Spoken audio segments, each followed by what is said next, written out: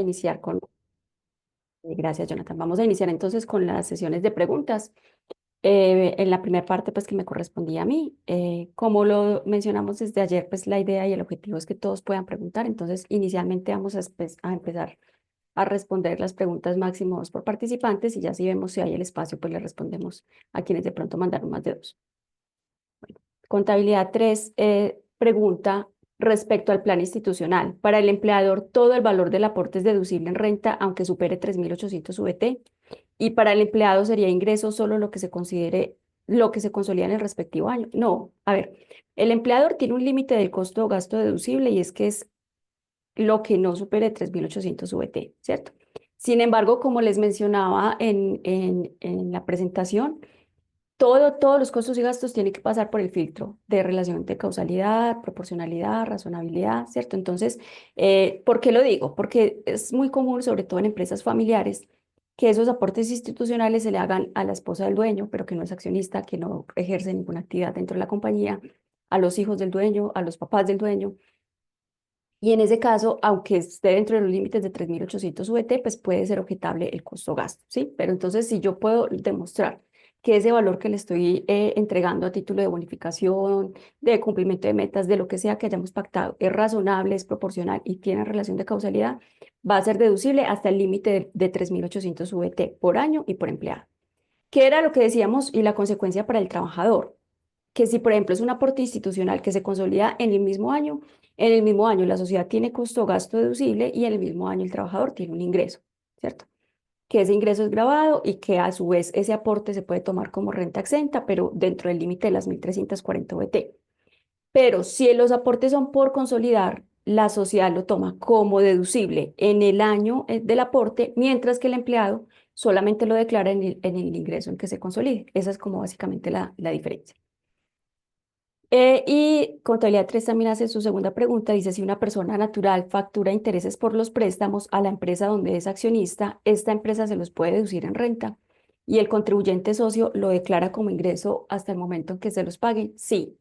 A ver, si es una persona natural obligada a facturar, perdón, entonces debe emitir la factura para esos intereses.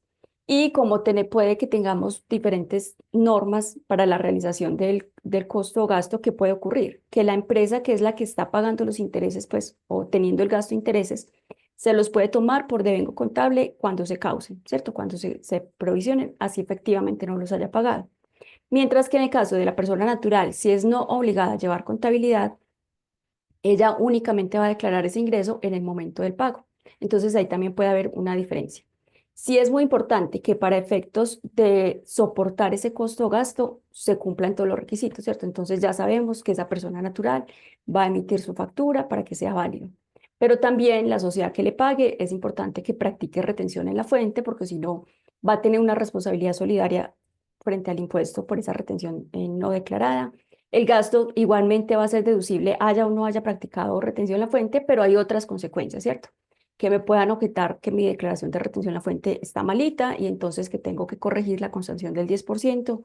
Y como les digo, la responsabilidad solidaria frente a la retención. Entonces, sí sería para una parte ingreso, para la otra deducción, pero siempre y cuando cumplamos con todos los requisitos adicionales. Catalina Vargas pregunta, si la persona natural que me entrega el soporte de seguridad social está por el 40% del ingreso, pero la persona no paga pensión ni riesgos, no teniendo la edad de pensión, ¿yo puedo retener el pago hasta que me pase la planilla correcta o para mí es suficiente con la planilla de solo salud? Mira, Catalina, lo que pasa es que hay varias condiciones por las cuales una persona no estaría obligada a cotizar a pensión. Y normalmente ese control se hace desde las mismas planillas, ¿cierto? Desde el mismo pila. Eh, entonces, porque por ejemplo, para que alguien no pueda hacer los aportes a pensión, tiene que ser por una de esas condiciones que establecen las mismas resoluciones de la UGP y del Ministerio de Salud y Protección Social. Entonces, ella tuvo que haber seleccionado o que no va a cumplir requisitos para pensión, o que ya está pensionado, o que tiene ciertas características, porque por ejemplo también puede ser de un extranjero que no se va a pensionar acá. Es decir, hay muchas condiciones que uno como pagador y como contratante puede desconocer, ¿cierto? En mi opinión, yo lo que consideraría es, si esta persona ya está certificando ante esa entidad, de afiliadora, bastante esa entidad administradora, una razón por la cual no está obligada a hacer aportes a pensión, pues ya es su problema, o sea, si esa certificación está correcta o no está correcta. Pero uno lo que tiene que revisar simplemente es pedirle que nos indique por qué no cotiza pensión, ¿cierto? Entonces ella dirá, no, porque yo ya no voy a cumplir requisitos para pensión, que los vaya o no los vaya a cumplir, que tenga un problema a futuro, pues pienso que es un tema que ya tendrá que respaldar y soportar ante la UGPP. Pero uno, si ella logró hacer sus aportes y tiene esa certificación, considero que uno está haciendo la verificación conforme a la ley. Pero como te digo, es poco fácil que uno en el PILA pueda simplemente decir no voy a aportar a pensión, porque para que la planilla me permita no liquidar pensión, necesariamente yo tuve que haber indicado que tengo una subcategoría como independiente que no me permite cotizar, pues, o que no me obliga a cotizar. Entonces ya sería como mirar con ella que te indique por qué no hace la cotización y con eso creo que sería suficiente. Joana Valencia pregunta, ¿qué sanción se debe pagar por la transmisión extemporánea de la nómina electrónica? Mira, Joana, esa sanción estuvo como suspendida hasta que entraron todas estas resoluciones, la 165 y toda la que tiene que ver con el sistema de facturación electrónica, ¿cierto? Pero ha estado contemplada en el artículo 616-1 como la sanción por no envío de información o envío con extemporaneidades o con errores. Es decir, la misma sanción que aplica a medios magnéticos. ¿Qué pasa? Que dentro del artículo 616-1 sí se nos dijo, esa sanción empieza a regir cuando ya empiece, como que ya se implementen todos los documentos y se reglamente todo lo que tiene que ver con el sistema de facturación que está contenido en el artículo 616-1. Entonces ya tenemos la reglamentación de documentos soportes, de nóminas electrónicas, de documentos equivalentes electrónicos. En estricto sentido ya podría empezar a aplicar esa sanción. Y como conocemos, pues que es la misma sanción de medios magnéticos, la sanción de extemporaneidad es el punto 5, de corrección es el punto 7% del valor corregido, de no presentación es el 1% y tiene la gradualidad del 10% si lo hago de manera voluntaria, como lo establece pues el artículo para las sanciones de medios. Pregunta Claudia Elena Restrepo. En las empresas de retail son deducibles las pérdidas de mercancías que se detectan a través de las tomas físicas de inventarios. Muchas gracias. En los inventarios por pérdidas de mercancías identificadas en las tomas físicas de inventarios, se debería causar IVA.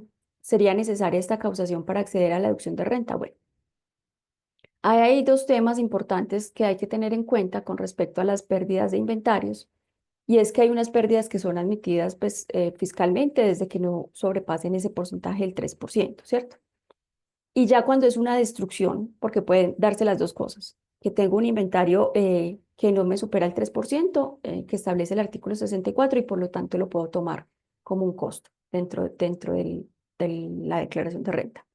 Pero también puede ocurrir que yo haya tenido que destruir unos inventarios, ¿cierto? Entonces, los inventarios no fue que se me perdieron por el tipo de empresa que manejo, sino porque los tuvimos que destruir, no sé, porque representaban un riesgo, o porque este lote puntualmente estaba malo, o porque lo tenemos que chatarrizar. Entonces, en esos casos, la norma ya no establece ese límite del 3%, pero sí me obliga a que tenga unas actas de destrucción que también están contempladas en el artículo 64.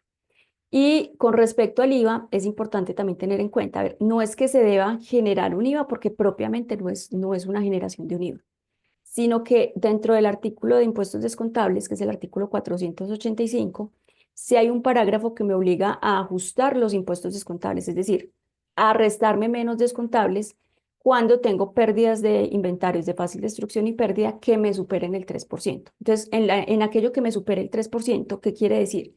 Que si no va a ser deducible en renta, no me da derecho a descuento en IVA. Entonces, eso que me supere el 3%, sobre eso le tengo que hacer un ajuste a los descontables para que sean menos descontables de los que me tomen.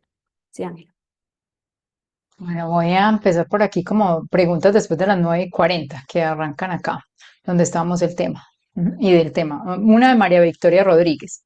Una sociedad que en su declaración de renta 2023 presentó una pérdida y además un saldo a favor ya solicitado y devuelto, puede hoy corregir la declaración de renta 2023 con el fin de liquidar un impuesto de 71 VTs para que en la declaración de renta 2024 pueda hacer uso del beneficio de auditoría, ¿qué riesgos hay? Entonces recordemos que cuando yo voy a acogerme al beneficio de auditoría 2024, verifico la base, como bien nos pregunta María Victoria. Y entonces al identificar que la base no nos da los 71, puedo hacer la corrección en la declaración de renta. ¿Usted qué tiene que verificar? Pues por el esquema que me da, esa declaración no es tan firme todavía. No puede hacer esa corrección cuando la declaración ya quedó en firme, pero como esta es una declaración que está abierta por el tema de las pérdidas y del saldo a favor, me imagino esa circunstancia, entonces usted puede hacer la modificación ahora o la puede hacer y tenerla ahí identificada antes de presentar la declaración de renta, aumentar el impuesto para que le quede la base y ya mirar la consecuencia. ¿Qué pasa? Como usted ya solicitó un saldo a favor, quiere decir que va a aumentar el impuesto, usted ese saldo a favor no tenía derecho a todo ese saldo a favor y le quedó una consecuencia que le devolvieron en forma inadecuada una parte del saldo a favor. Entonces usted tiene que evaluar esa condición. Si le conviene más quedarse así que modificar, porque como ya se lo devolvieron, usted tiene otra consecuencia, que es reintegrar el saldo a favor devuelto en forma inadecuada. ¿Por qué? Porque ya hoy usted va a decir, mi impuesto es un poquito mayor, entonces hay una consecuencia que disminuye el saldo a favor que ya fue objeto de devolución. Entonces ese es el escenario que tiene que evaluar, esa consecuencia de la devolución improcedente de ese pedacito que debe incrementar del impuesto. En otros esquemas no hay ningún otro riesgo y además es que usted cuando radica una solicitud de devolución, usted tiene la posibilidad o la administración de impuestos tiene la posibilidad de auditarlo durante 2 años después de radicada la solicitud. No sé si Marcela está por ahí o continúo yo acá. Dale con la segunda, Ángela, por favor. Otra pregunta. Listo. Pregunta Luz Yuri. Un médico tiene vinculación laboral, pero además tiene un consultorio privado. ¿Puede hacer aportes a cesantías como independiente? Entonces, recordemos, aportes a cesantías los hacen los independientes. Y entonces el independiente lo cataloga con la norma con aquel que no tiene un vínculo laboral. Entonces, él puede hacer aportes a cesantías por los ingresos como independiente. El laboral tiene sus escenarios de planeación y no va con este tema, porque el laboral tiene un tema de cesantías que va en el fondo. Estos aportes aplican para el independiente. Entonces, él toma el ingreso grabado de esa relación de independiente o de esa prestación del servicio como independiente y una doceava parte la puede llevar a un fondo de cesantías. Bueno, voy a responder otras dos preguntas de Ok. Mariela Cardona. Una empresa colombiana paga a una empresa del exterior servicios de inspección del contenedor en la bodega del importador, que es en Bélgica. O sea, la inspección la están haciendo en Bélgica. Debo realizar retención en la fuente de autorretención, no se transmiten conocimientos. Bueno, ahí, Mariela, el caso puntualmente es que estamos hablando de un servicio que es de fuente extranjera, ¿cierto? Porque me lo están prestando en el exterior, porque lo estoy empleando en el exterior. La persona no se está enriqueciendo en Colombia, no cumple con ninguna de las definiciones del artículo 24 para que se considere el ingreso de fuente nacional, sino que la persona nos está prestando el servicio en Bélgica. Entonces no habría retención en la fuente a título de renta. A título de IVA, la norma que dice que yo voy a practicar retenciones de IVA porque se consideran ingresos prestados en Colombia y grabados en Colombia, un servicio contratado desde el exterior para ser utilizado exclusivamente en Colombia. Ese tampoco sería el caso, ¿cierto? Porque la persona me está prestando un servicio de inspección de un container, pues estoy pensando en Bélgica y ese servicio inicia y termina en Bélgica. No lo estoy consumiendo exclusivamente en Colombia o no lo estoy utilizando exclusivamente en Colombia. Entonces, en ese caso en particular, no habría lugar ni a retención a fuente a título de renta ni retención asumida por IVA. Y otra pregunta que hace Mariela es si puede corregir el costo fiscal de las acciones de acuerdo con el artículo 73 en la declaración de renta del año anterior a la venta. Así es. Esa es una buena alternativa, por ejemplo, cuando vamos a vender por artículo 70, pues perdón, unas acciones o unos inmuebles que se pueden reajustar para personas naturales por artículo 73 y resulta que yo no los había incluido esos reajustes en el año anterior a la venta. Como ciertas jurisdicciones, particularmente de la seccional de Medellín, sí los exige que hayan estado incorporados en la declaración del año anterior, yo lo que puedo hacer es corregir la declaración del año anterior para incorporar esos reajustes. Esa corrección no tiene sanción porque solamente estoy moviendo el patrimonio y a partir de la próxima declaración ya tomarlo como costo fiscal. Bueno, por acá preguntan, Miriam, los aportes voluntarios a pensión obligatoria, que es el RAIS, lo pueden hacer quienes estén en Colpensiones. De pronto en la exposición no indiqué, pero estos aportes a RAIS únicamente son aplicables para aquellos que su pensión está a través de los fondos privados de pensión. Entonces, en Colpensiones no podemos hacer esos aportes voluntarios. Es un beneficio que está limitado para quienes están dentro de los fondos privados de pensión. Voy a contestar una de Mariela, no sé, Marcela, si la contestaron, me hace una seña que creo que combina como las dos exposiciones, y ella pregunta que si los rentistas de capital pueden tener costos presuntos. Entonces tenemos que recordar algo. En rentas de capital, en cualquier renta, los costos deben cumplir los requisitos que Marcela nos indicó, ¿cierto? Probados en el documento de soporte, en el medio de pago y todo.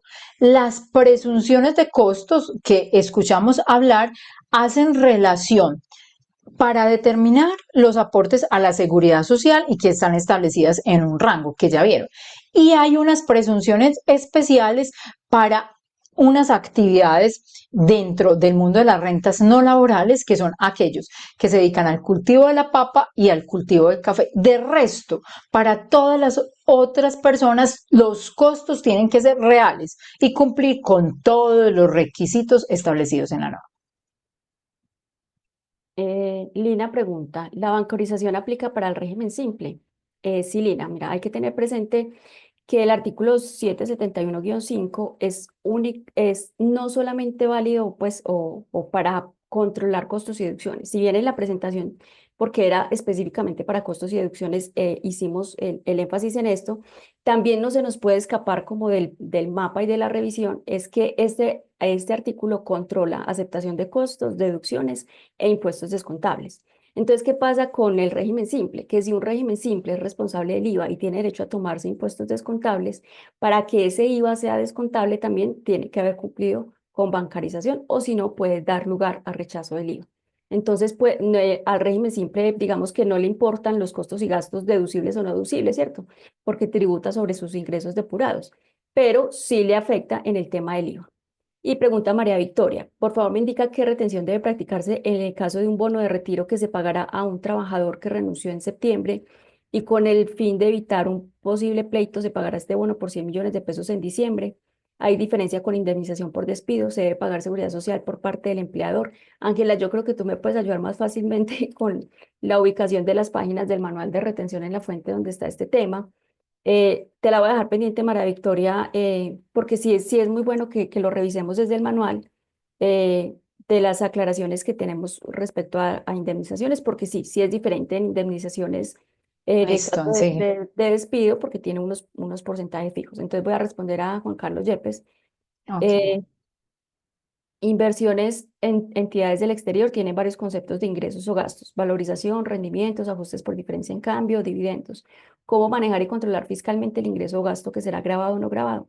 Mira, Juan Carlos, nos ha tocado hacer como procesos de conciliación en esas inversiones del exterior, ¿cierto? Entonces, en los papeles de trabajo, dejar muy claramente, por ejemplo, qué es una valorización dentro del extracto.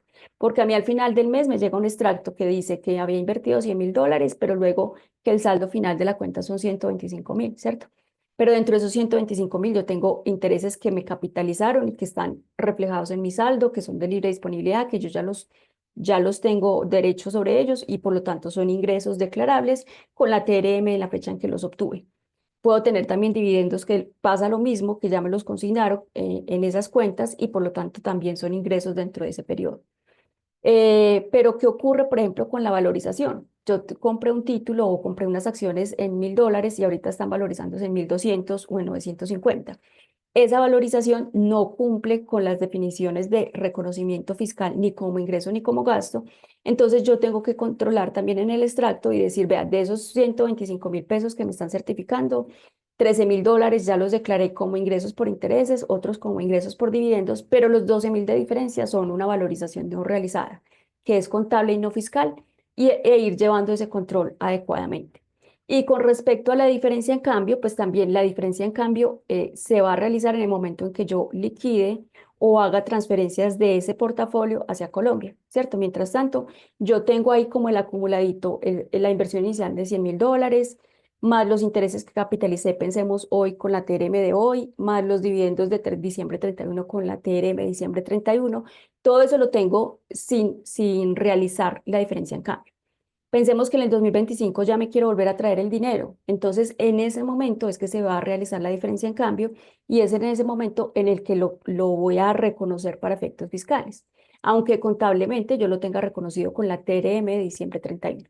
Entonces, en conclusión, Juan Carlos, casi que nos toca hacer como una especie de Cardex para esas inversiones y llevar el control de los ingresos realizados, de los ingresos o egresos no realizados y de la diferencia en cambio no realizada.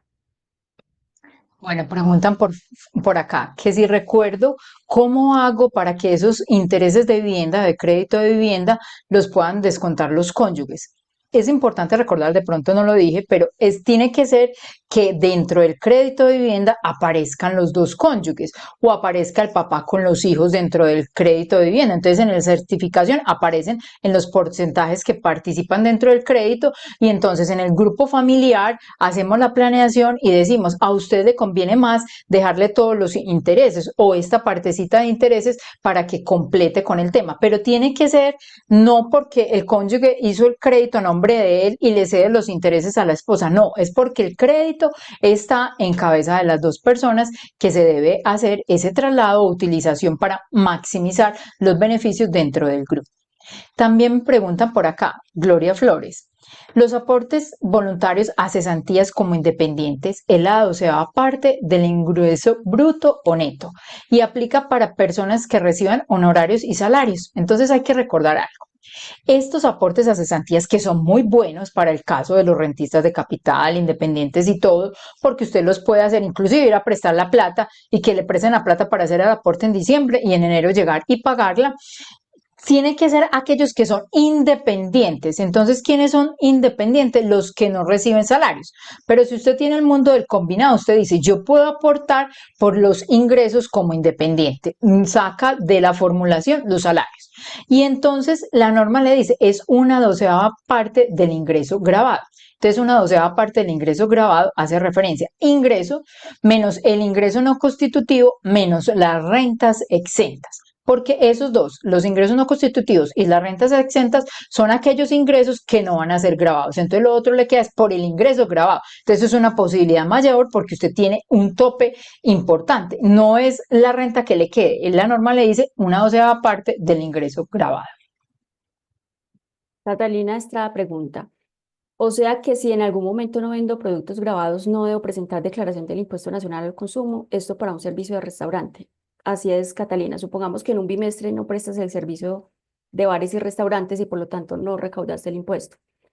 Como la declaración va a dar cero, pues como no hay un impuesto que declarar y en las declaraciones de impuesto nacional al consumo no hay saldos a favor, no hay impuestos descontables, entonces no existe la obligación de presentar declaración.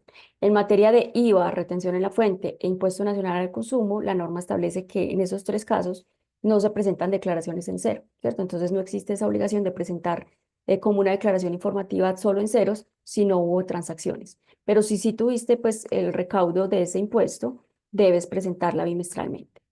Lucila Pineda, perdón, pregunta en el tema de periodicidad del IVA. ¿El solo hecho de facturar bienes exentos no lo hace responsable de presentar bimestral? Digamos que norma general sí, Lucila, pero puede ocurrir, por ejemplo, que yo me volví productora de bienes exentos a partir de ahorita noviembre, ¿cierto? Entonces, como yo ya vengo con una periodicidad cuatrimestral, a mí me respetan esa periodicidad cuatrimestral seleccionada al principio de año, me las respetan por todo el año calendario. Quiere decir que yo todo el año calendario, que es 2024, voy a terminar cuatrimestral. Y ya a partir del próximo año sí quedo matriculada como bimestral, porque soy productora de bienes exentos, ¿cierto? Pero si, por ejemplo, yo ya sé que yo soy productora de bienes exentos, que lo he venido haciendo recurrentemente, yo ya de entrada sé para el 2025 que voy a ser obligada a presentar declaración bimestralmente, que por eso les decía el artículo 481 y 477, los que son los productores de bienes exentos, ellos de entrada ya saben que siempre presentan bimestral. No importa el tope de las 92.000 VT, no importa si son grandes contribuyentes o no, por el solo hecho de ser productores de bienes exentos o por el solo hecho de ser exportadores, caso del artículo 481, por ejemplo, ya tienen periodicidad bimestral. Bueno, tengo acá una última pregunta y está pendiente Marcela, la de bonificaciones e indemnizaciones. ¿Qué parte me corresponde de eso? ¿O me estabas diciendo que íbamos a proyectar las páginas del manual o cómo es la pregunta que no la veo en el chat? Sí, es que ella quiere saber cómo, cuál es la diferencia entre la indemnización y bonificación por retiro para el temas de retención en la fuente. Entonces, si le podemos como Antes, dar las páginas. listo, bueno, ya enseguida le digo. Voy a contestar esta. Lucila Pineda me pregunta, si el contribuyente no tiene flujo de caja, ¿puede hacer el aporte al fondo de cesantías en diciembre 24 y retirarlo, por decir algo, en enero 30 del 2025? Sí, esa es la ventaja del aporte a fondo de cesantías, siempre y cuando pues sea un independiente, esté dentro del tope, puede ir a decir, hágame un préstamo ya, que necesito consignar 5 millones de pesos y esos 5 millones de pesos los retiro en enero. Otra cosa que hacen las personas que utilizan esta modalidad en muchos casos es decir, no, yo el año pasado había consignado 7 millones de pesos, los retiro y vuelvo y los consigno y queda como un nuevo aporte y le sirve para el tema de deducción y se va en enero. No hay ningún problema. Respecto al tema de bonificaciones e indemnizaciones, creo que es un tema pues para analizar después, pero puede, la persona si tiene el manual de retención en la fuente, está en la página 260 y siguientes. Tenemos 4 casitos donde puede ver el detalle de cómo se aplica esa retención en la fuente en estos temas.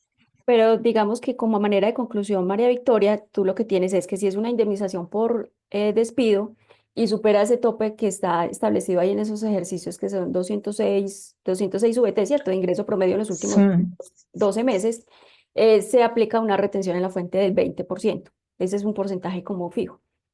Y si no, no hay lugar a retención, es lo que dicen los conceptos de la DIAN. Nosotros, ¿qué recomendamos? Si esto es para indemnización por despido, entonces lo primero que hay que hacer es calcular el promedio del devengado de los últimos 12 meses anteriores al despido y a esa indemnización. Si es inferior a 206 VT, la norma establece que no hay que hacer retención. Nosotros recomendamos que sí, y era algo que también mencionaba el de Orando ayer. Es bueno que nosotros también les digamos a las personas que la consecuencia de no practicar retención es que van a pagar más impuesto y que adicionalmente también van a tener más anticipo, como lo vimos ahorita con Ángel. Pero en estricto sentido no habría la obligación. Si supera las 206 VT, se aplica la retención del 20%. Pero si lo llamamos bonificación por retiro, ahí lo que se hace es que se aplica el porcentaje calculado pues como un porcentaje fijo, calculado también por el promedio de los últimos 12 meses. Entonces no es un porcentaje fijo, sino que es un 20%. Y Ángela, ¿te quedan otras o termino con estas dos? No, ya Ah, no tengo más, termino con eso. bueno, creo que te habían pasado unas preguntas de beneficiario final que fueron de mi tema, de registro Ah, o de beneficiario final. No, yo las voy a decir tranquila. bueno, Eso. no, yo no las había tomado. Listo. Dale. Sí, porque quedaron como en el limbo del horario. Entonces, Mm, para la persona que preguntaba con respecto a los registros de beneficiarios finales, también es importante tener en cuenta que yo lo que tengo que hacer, la observación en esas fechas, abril, octubre, julio, es si hubo cambios o no hubo cambios, ¿cierto? Entonces, si sí hay cambios en los beneficiarios finales, tengo un mes más, entonces quiere decir que si yo tengo que hacer la revisión al 1 de abril, tengo hasta el 1 de mayo para hacer la corrección.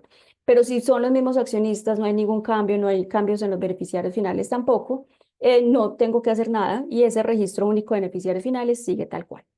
Y vamos a dar respuesta entonces a las últimas dos preguntas que nos quedaron antes del cierre del espacio de preguntas. Pregunta contabilidad, aprendices adicionales, ¿a qué se refiere? Bueno, esos aprendices adicionales se refiere a que, a ver, norma general para las empresas o las personas naturales que tengan superen el tope, creo que son 15 trabajadores, tienen la obligación o de contratar aprendices del SENA o monetizar esa cuota, ¿cierto? ¿Qué ocurre? Que cuando se van superando ciertos niveles de trabajadores, cuando por cada 20 trabajadores adicionales se tiene un aprendiz más que contratar. Pero hay empresas que de manera voluntaria, por ejemplo, si les deben contratar por norma o por ley 3 aprendices, ellos dicen, no, yo quiero contratar 5, ¿cierto? Entonces, por esos 2 adicionales que no son en obligatorio cumplimiento de esa ley, sino porque así lo quisieron, les dan una deducción adicional, que es la que les proyectaba en la presentación. Y el último tema que lo pregunta Gisela Meneses, a ver, es un tema de controversia. Yo les voy a dar mi posición. Sé que hay otras, sé que de pronto puede ir en contravía un poquito de lo que dice el concepto de la DIAN, eh, pero pues les voy a comentar. Y ella pregunta frente a la dotación, que si, cómo es lo más adecuado para la transmisión en la nómina electrónica de la dotación. Digamos que hay los conceptos que hoy conocemos y que han sido reiterados de la DIAN dicen que efectivamente como la dotación es un costo o gasto de nómina, y que es un soporte pues para los costos y deducciones, tiene que ser transmitido en nómina electrónica, ¿cierto? Entonces, norma general, digamos que se transmite por la nómina electrónica y que se incluye ahí dentro de las transmisiones y se dice que es un ingreso no constitutivo para el empleado y se tiene como la precaución de que ese concepto no se amarre como un ingreso de los pagos constitutivos de salario. Sin embargo, hay situaciones particulares, hay entidades especiales que, por ejemplo, tienen unas dotaciones que son compartidas por puesto de trabajo y no por persona. Entonces es un equipo de protección muy especial, muy costoso, pero que corresponde a un puesto de trabajo, no a Ángela y a Marcela, sino al puesto de trabajo. En esos casos, ellos nos han dicho, a mí se me dificulta mucho transmitírselo en nómina a alguien, sobre todo porque puede ser que yo lo estoy tomando hoy, pero correspondía a un trabajador que ya no está, ¿cierto? O a quién se lo asigno, o cómo lo hago proporcional. También llegamos a un absurdo, que ese sí no lo comparto para nada, el concepto de los gastos médicos y drogas y decir, no, es que los gastos médicos y drogas se le tienen que reportar a cada trabajador. Y uno dice, bueno, entonces cada vez que le doy la pastillita de acetaminofén, le reporto un pedacito, ¿cierto? Entonces, en esos casos, cuando no es fácilmente detectable la dotación a quién se le está entregando, nosotros hemos dicho el costo gasto está soportado por otro elemento, que es la factura electrónica de mi proveedor, ¿cierto? Entonces, cuando a mí me facturan unos uniformes, unas dotaciones que yo las tengo, que yo las compré, pero que todavía no sé a quién se le van a asignar o quiénes la van a compartir, creo que el documento válido pues, puede seguir siendo la factura electrónica. Y solo en esas dotaciones que se entregan directamente a los trabajadores, o por ejemplo, cuando se compran bonos Sodexo de dotación, ahí sí, porque el bono Sodexo no me factura porque él no es el que está teniendo el ingreso, eso es un medio de pago. Ahí sí, cuando le entrego el bono de la dotación, lo reportaría en nómina electrónica. Pero en los demás casos consideramos pues que cuando es tan difícil la identificación, la factura o el documento soporte con el proveedor es el documento válido. No Bueno, siendo más, Marcela. sí, bueno, entonces damos por finalizado. Sé que estuvimos mandando otras preguntitas, les pedimos disculpas, pero teníamos un momento de cierre del espacio de las preguntas. Muchísimas gracias a todos por su atención y su participación. Muchísimas gracias a los demás colaboradores de Gil Gómez que han estado detrás de este evento. Y les deseamos un feliz año ya y deseamos contar con su participación en próximos eventos. Mil gracias a todos por ser parte de la ejecución de nuestra misión, que es acompañarlos en esas tomas de decisiones tributarias y contables. Y gracias por estar en estos espacios, por ser parte de nuestros clientes. Les deseamos que tengan un feliz resto de año en paz, tranquilidad, con la familia, disfrutando, y los queremos ver en la versión 2025 de nuestros eventos. También mil gracias a todo el equipo de trabajo que está tras bambalinas. Y nosotros aquí los que damos las caras somos 4 compañeros que nos atrevemos a compartir de nuestras experiencias, pero tras bambalinas existe una cantidad de equipo de trabajo que hace posible este evento. Mil gracias a todos y los esperamos ver y que disfruten en familia. En la vida es hoy y ahora. Hasta luego.